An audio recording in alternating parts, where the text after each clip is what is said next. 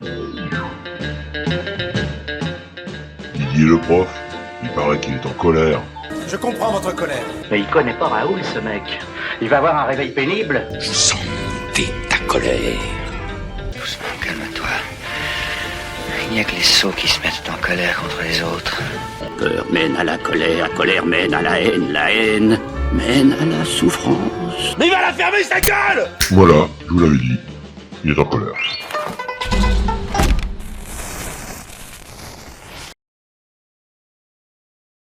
En ce moment, vous ne pouvez pas l'ignorer, on nous parle beaucoup des retraites, et donc du coup, on entend un peu tout et son contraire, en tout cas sur les chiffres, etc. Certains la justifient, certains la justifient pas, cette réforme. Mais moi, ce qui m'intéresse, bon, évidemment, je fais de la philo, moi, ce qui m'intéresse, c'est surtout de réfléchir à la conception qu'on a du travail à travers la pensée des retraites. Parce que c'est lié. Et donc voilà pourquoi ça concerne tout le monde. Ça ne concerne pas que les gens qui vont arriver à la retraite, mais bien toute une société, parce que penser les conditions de notre retraite, c'est aussi penser les conditions dans lesquelles on travaille. Et donc du coup, dans lesquelles on travaille depuis le plus jeune âge. Pourquoi? Parce que souvent, on a l'impression, et moi je l'entends bien hein, chez mes élèves par exemple, que quand on fait un travail qui nous plaît, ce sera comme un loisir, ce sera beaucoup plus facile à faire, etc.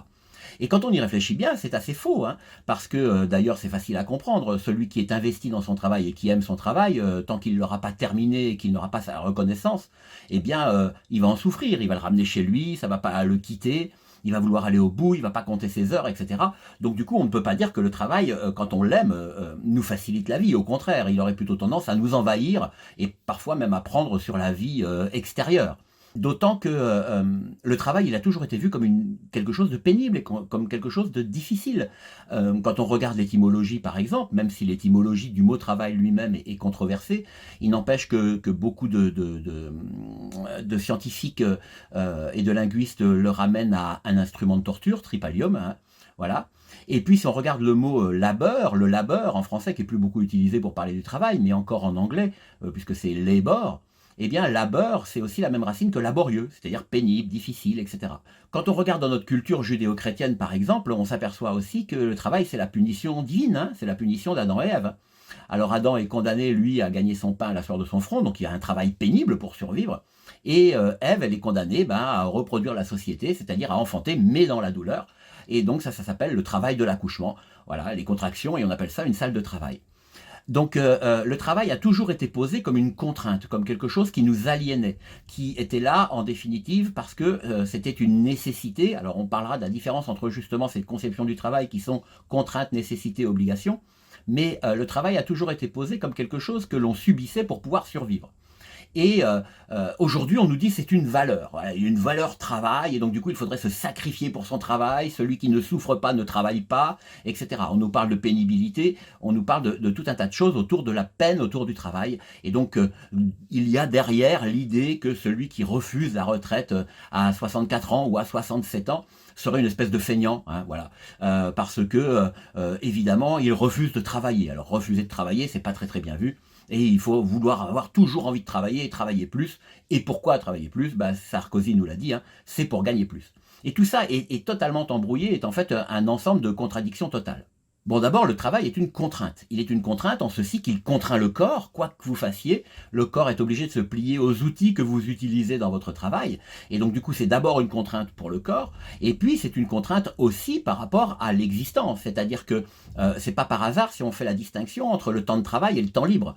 Donc, il y a derrière le travail l'idée qu'il y a une contrainte. Dans le travail, il y a toujours contrainte. Quand bien même votre travail vous plaît, vous êtes soumis à un certain nombre de contraintes, je l'ai dit, les outils, mais c'est aussi les commandes, c'est aussi les autres, c'est aussi les clients, c'est tout un tas de choses, la matière, parce qu'il faut aussi se coltiner la matière souvent, le poids des choses, il faut les porter, il faut les transformer, etc. Et donc du coup, il y a toujours un rapport au travail qui est un rapport à la contrainte. Nous avons des contraintes qui arrivent de l'extérieur et il va falloir trouver les moyens de le dépasser.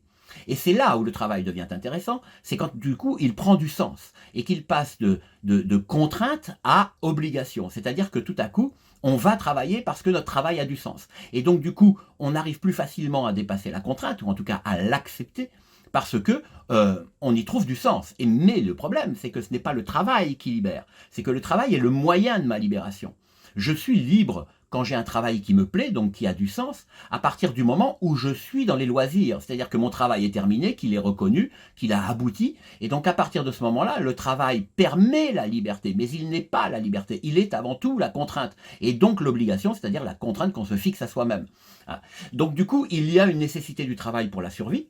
Mais le travail est de toute façon toujours contraint parce qu'il m'impose des choses que je pourrais ne pas faire, parce que je pourrais faire un autre travail par exemple, et puis je pourrais utiliser une autre matière, d'autres outils, et donc parfois même on améliore les outils pour alléger la contrainte.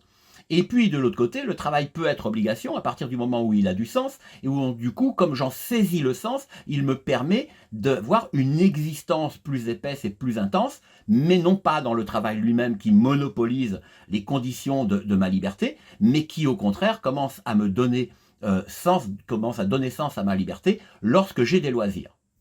Sauf que là, il faut bien reconnaître une chose, c'est qu'il y a quand même une différence entre le travail et l'emploi. Avoir un travail, c'est avoir une activité qui donne du sens à mon existence, qui me permet la liberté dans mes loisirs, qui me permet aussi d'espérer atteindre le bonheur, et donc de pouvoir m'enrichir personnellement. Parce que dans le travail, je vais apprendre à accepter les contraintes, donc accepter la frustration de mes désirs immédiats, et accepter aussi que mon corps puisse se soumettre à un certain nombre de contraintes qui vont lui permettre de développer des capacités et des qualités que je n'aurais pas développées si j'étais resté dans mon canapé. Là, on ne peut pas dire le contraire. Sauf si je reste dans mon canapé, attention, pour lire, et qu'à partir de ce moment-là, la matière elle-même développe quelque chose et donne du sens à ma pensée. C'est autre chose, c'est une autre forme de travail.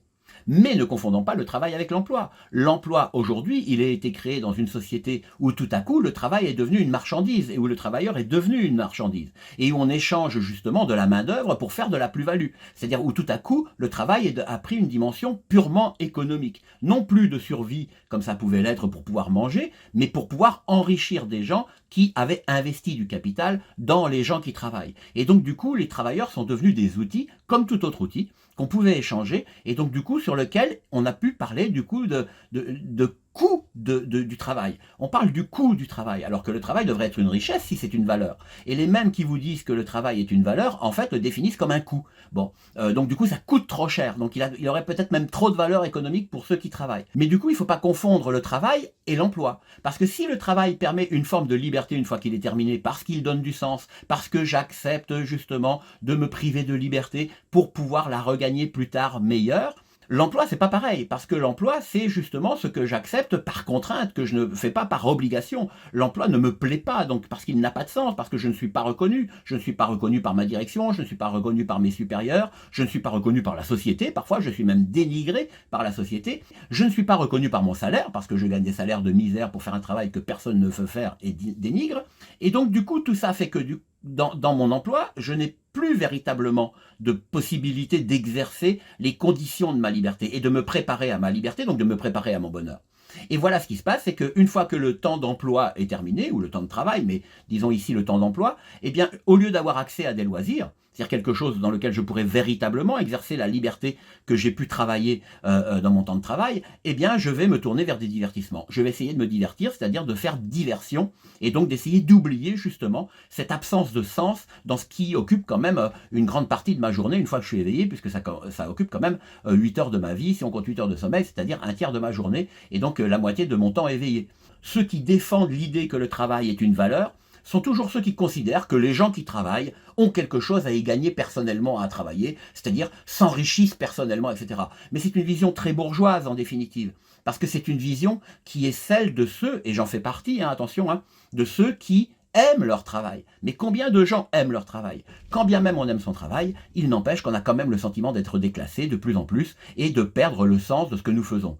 Alors comment s'insère le problème et la question des retraites là-dedans? Parce que la retraite, c'est du temps libre. La retraite, c'est le temps qui va être après le temps de travail. Et donc du coup, considérer qu'on peut rallonger le temps de travail, c'est considérer qu'on peut raccourcir la liberté. Alors non, on va nous dire, mais non, bien sûr que non, parce que si on allonge le temps de travail, c'est parce que le temps la durée de vie chez l'être humain augmente. Mais la question de la liberté n'est pas une question de quantité, c'est une question de qualité de la liberté, c'est une question de qualité de vie. Si nous travaillons pour pouvoir vivre de la meilleure manière possible. on est sûrement une des seules sociétés humaines de toute l'histoire de l'humanité qui cherche à travailler plus, hein. Ça n'est jamais arrivé dans l'histoire connue de l'humanité. Les hommes ont toujours cherché à alléger leurs conditions de travail, à alléger leur travail et la pénibilité du travail et le temps de travail. Dès qu'on a fini de travailler, normalement, on s'arrête et puis on profite de la vie, on profite du monde. Qu'est-ce qui doit être premier ? Est-ce que la liberté n'est pas première? Est-ce qu'elle n'est pas fondamentale? Est-ce que ce n'est pas ce qu'une république comme la nôtre prétend défendre avant tout? Alors si c'est la liberté que prétend défendre la République, on peut admettre que le travail est une des conditions de cette liberté, dans le sens où justement ce travail donne du sens à ma libération, mais il ne peut pas justement être primordial et primer sur la liberté, et on ne peut pas accepter de se priver de sa propre liberté et de la valeur et du sens de la liberté, parce que la liberté n'a de sens que parce qu'on peut espérer atteindre le bonheur et construire son bonheur comme on l'entend, comme chacun l'entend. Donc du coup, on ne peut pas inverser les choses et expliquer que c'est en travaillant plus qu'on donnera plus de sens à notre liberté. À condition, si, il y aura une condition à ça, c'est que tous les travaux aient du sens, sauf que nous sommes dans une société qui prône de travailler plus et qui donne de moins en moins de sens au travail. C'est quand même une belle contradiction. Bon voilà, tout ce que je dis n'est pas vérité, tout ce que je dis nécessite d'être réfléchi. Maintenant c'est à vous.